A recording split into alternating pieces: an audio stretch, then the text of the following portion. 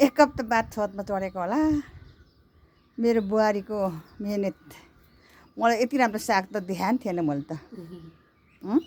यसलाई चाहिँ चौसोक भन्छौ। चौसोक के भन्छ अब यहाँ हुँदैछ।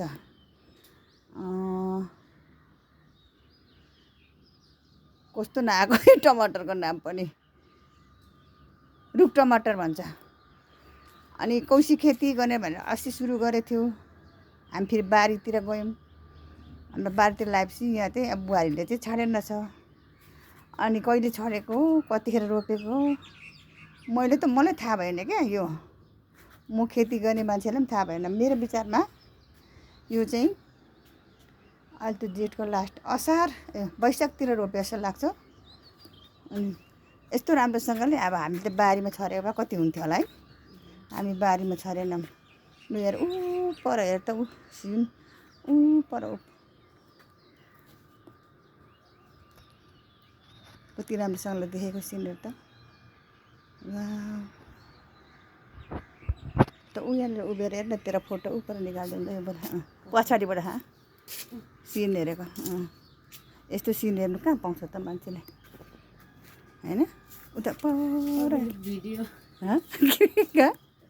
होइन मैले तँलाई पछाडिबाट खिच्नु खोजेँ क्या। होइन मेरो त लुगा हेर्न ठिक छ। अनि बादल कति शीतल होइन। म त यो साग हेरेर म आफै बेहोस पाएको एकछिन। अनि यो कृषि प्रधान देश भन्छ। म कृषि गर्ने मान्छेलाई यस्तो थाहा थिएन मलाई। मान्छेले कामले कहिले पनि पाएको हुँदैन भनेको चाहिँ यही हो। काम भनेको सिके गर्नुपर्छ। कहिले पाएको हुँदैन। आज यस्तो राम्रो बादल। अब म धेरै दिन बाद माथि छतमा फोटो खिच्दैछु। मेरो पछि आइज नि त पनि रमिता हेर्नु। म आफ्नो छोरी र म यहाँनिर एकदम सिन हेरेर हामी फोटो खिच्दैछौँ। आज कति राम्रो भएको